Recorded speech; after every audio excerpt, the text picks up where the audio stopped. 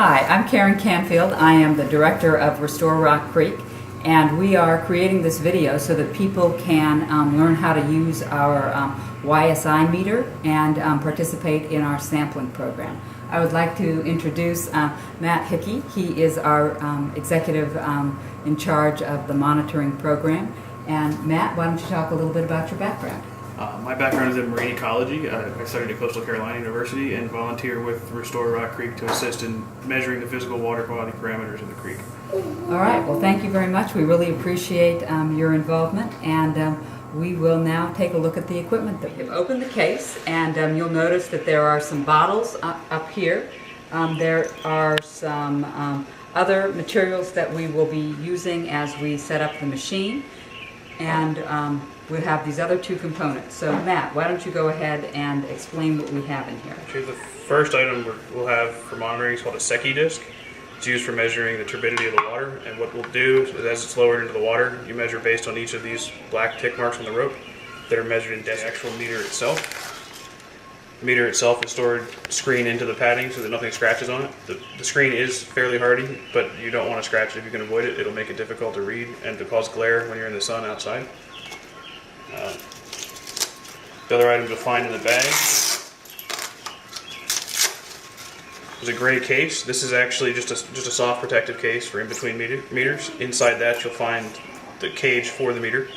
Whenever you're sampling in the field, be very careful. The bottom of this is a weight. If this isn't screwed on properly, it'll come loose during monitoring and it won't weigh the meter down enough to take proper readings. Between monitoring events, when the meter's out of the water, it should go into a gray case. Again, it keeps the meter hydrated so that the membranes last longer. The remainder of the case has calibration solutions. This is a 10,000 microsiemens per centimeter conductivity solution that's used for calibrating conductivity and salinity. Okay, and what are these bottles for? The pink meter is a NIST traceable 4 pH buffer. The yellow is a 7 pH buffer. And the blue is a 10 pH buffer. Whenever you're sampling for pH, you should always calibrate using a bracket method where you have a calibration solution lower than your sampling event and higher than your sampled waters. And then you always want to calibrate to neutral so you have a basis to make sure that your calibration is being maintained. Okay, great. So, as we're beginning to assemble this, how do we put the probe and get it attached to the meter? At the opposite end of the actual meter itself, you'll see there's a cable here with a bunch of pins in it. On the edge of the pin, you'll see that there's notches. Those notches line up with notches on the bottom of the YSI meter. The larger notch goes to the back of the YSI, and you can actually kind of hold it sideways to get it lined up. When it catches, just push it on, and then just give it a twist till it locks into place. Oh, that's pretty clever. It has a little locking mechanism so you can really tell when it's in there right. Yep. Okay, terrific. To turn the meter on, you just push the power button till you hear a beep. Okay, and the power button is the green button. It's the only green button on the screen. And, okay, oh, I see how it's coming up with numbers. Oh, cool. Okay, once you've got a screen, you'll see that the numbers don't necessarily sit stable. They'll bounce around because the meter is not hydrated or not in a sample solution. So what you'll start with is don't disassemble the entire meter, just take the top piece off. Be careful because there is fluid in there for storage. If you're on a boat, be very careful not to lose any pieces. Take this, and you can tuck it back into the case. Empty the fluids out, and then you're ready to calibrate. When we start the pH calibration, which of the solutions should we use? I always start with the acid first, which is the pink solution. It's a pH of 4. What the acid does is it'll clean the meter as well as calibrate. I hate to. So I see that you're filling it up almost to the top. What we're doing is filling it to cover all of the sensors within the meter. One, again, because this is going to clean those sensors, but also because if the sensors aren't fully submerged, they won't read properly. So what we'll do after you filled it with a pH of 4, you'll notice that the pH on your screen should start to move around. Like for instance, now it's reading 3.96. So what we're going to do is take our calibration worksheet, and we're going to write down under pH of 4, 3.96 water line.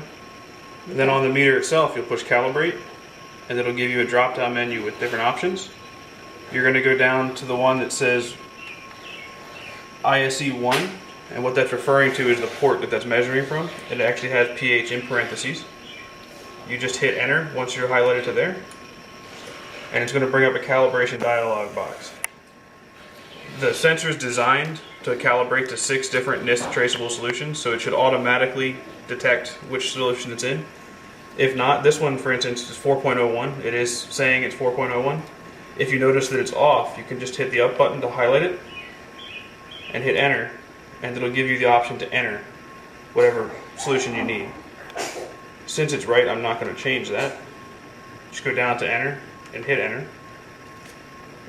Once you're into the screen, on the very bottom it'll say ready for point 1, and you'll see what the actual reading is. It's currently reading 3.99, which is good, but it's not accurate, not 100% accurate.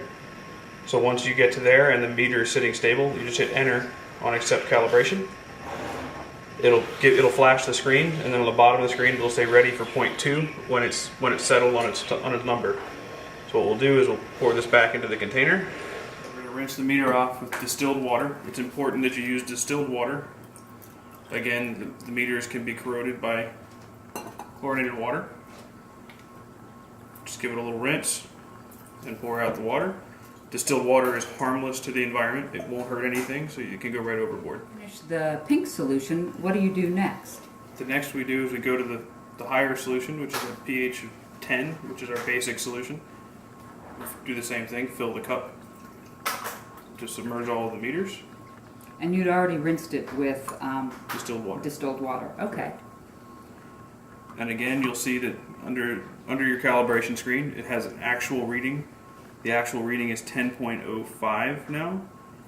The calibration value, it's reading at 10.01. So what we'll do, again, let it stabilize.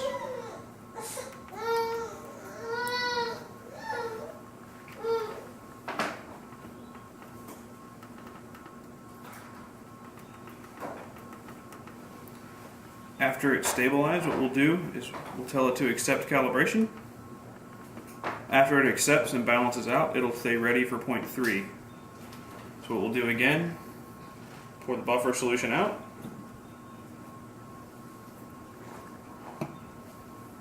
Rinse the meter with distilled water.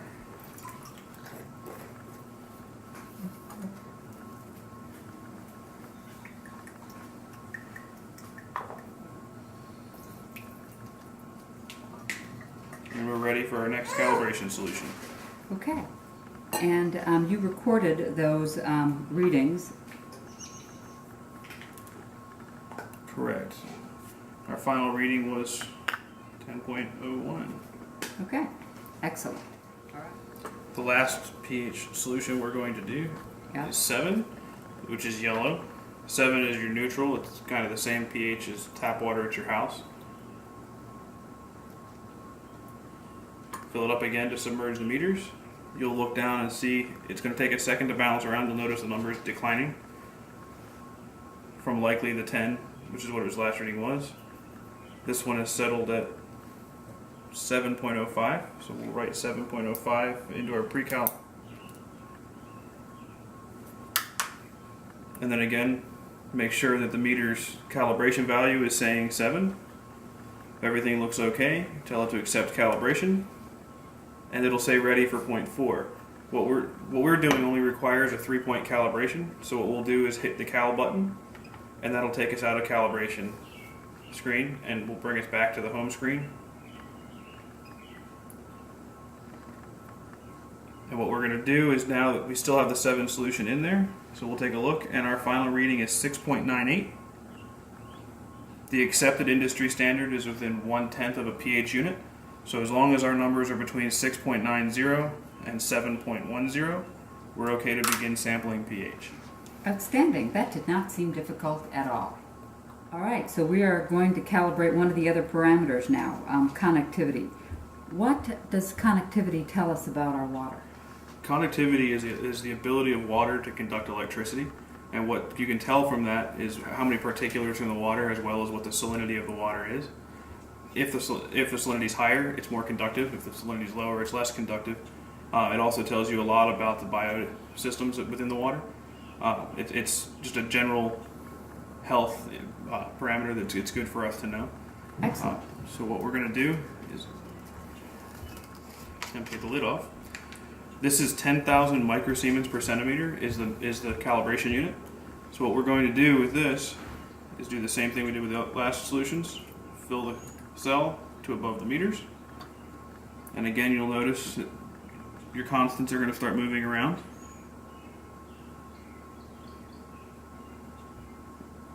Alright. Your conductivity, when you look at the meter, it's a C, and then it's got a US over cm, which stands for microsiemens per centimeter. So you can take a look. Our current reading is 10,054. So under pre-cal, we'll write 10,054. And what we're going to do from here is the same thing with the pH. We'll push the calibration button. And the second meter down is conductivity. And then it's going to give you a couple options. There's specific conductance, conductivity, and salinity. We are calibrating specific conductance. So hit enter again, and then it's going to give you two options. The calibration solutions are either in microsiemens per centimeter or millisiemens per centimeter. We're calibrating in micro, which is a U. It's the first line. Hit enter again. Now this is a little bit different. This doesn't have a standard for calculation. What this does is it's going to go through and ask you what it's reading, and then the cell's going to manipulate itself to what that needs to be. So what you do is hit the up button to calibration value, highlight calibration value and hit enter. Go ahead and clear the number out. What it's going to do is it's actually going to read whatever number it was actually reading. And we're going to... wrong button.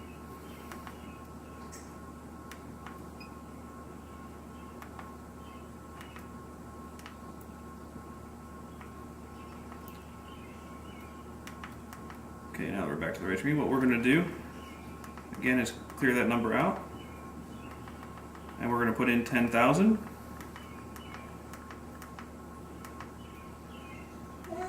And then we're going to hit enter. And what we've done is told the meter that the solution it's in is 10,000.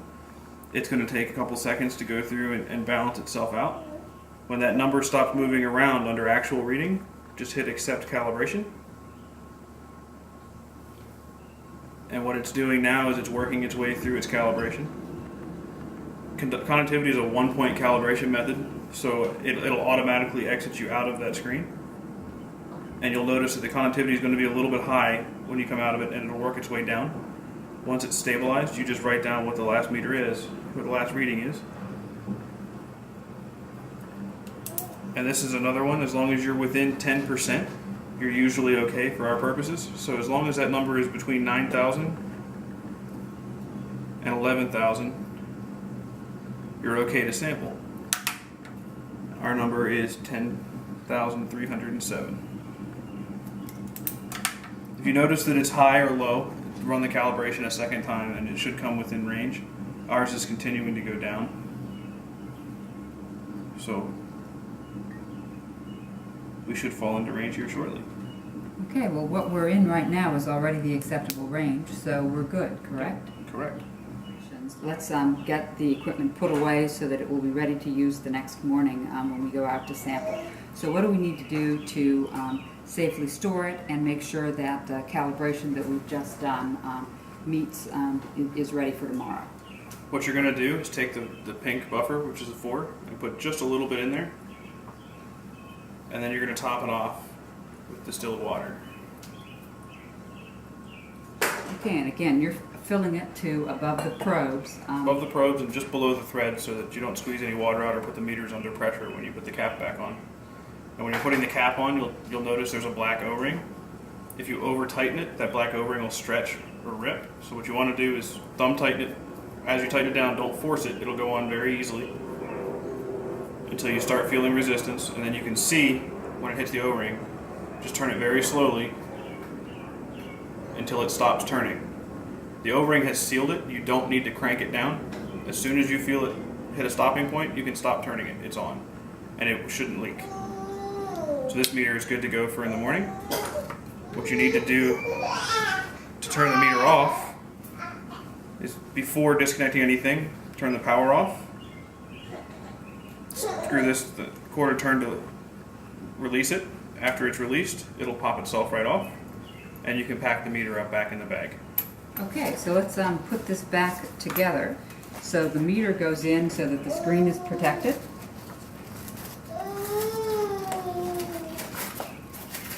Oops. You'll see there's Velcro strap to hold that in place. Okay, so the probe goes into On the far, when you're facing it, all the way to the right, there's a small, kind of stretchy adapter here that'll grab the meter.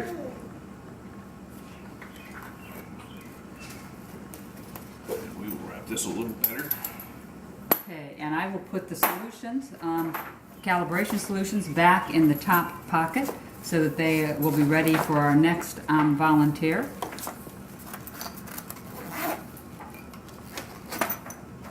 I'll put the cage, which we'll use when we actually go out to sample, into the gray protective sleeve. And I will slide that into this large second pocket. And then we'll also add the connectivity calibrator to that second pocket. And tighten those in. So a friend of mine tells me that wire actually has a warp to it such that it has to be coiled in a certain direction. Have you found that to be the case as you are working with coiling wires? Yes, and what you'll find is if you just kind of twist it in your fingers, it'll land itself in a coil. It's just like running lines on a sailboat or anything else. Everything has kind of a coil to it. If you try to fight it, it's just going to knot up. Once it's coiled properly, it should lay pretty flat without a problem. The last thing we're going to put in is the Secchi disc and put the knot of the Secchi disc down so you don't puncture any solutions. And make sure it's set so that it's not going to damage either the probes or the meter. And then once it's closed, that'll hold it in place. All right. Terrific. Well, Matt, I would like to tell you how much we value your expertise. And thank you for working with us and helping us to create this video. I appreciate it. Thank you. Hi, my name is Laura Hickey. I'm Matt Hickey's wife. Did the recording. I also have a background in marine science. And this is our youngest volunteer, little Miss Abigail. And she's always willing to help. So thank you for watching and good luck sampling.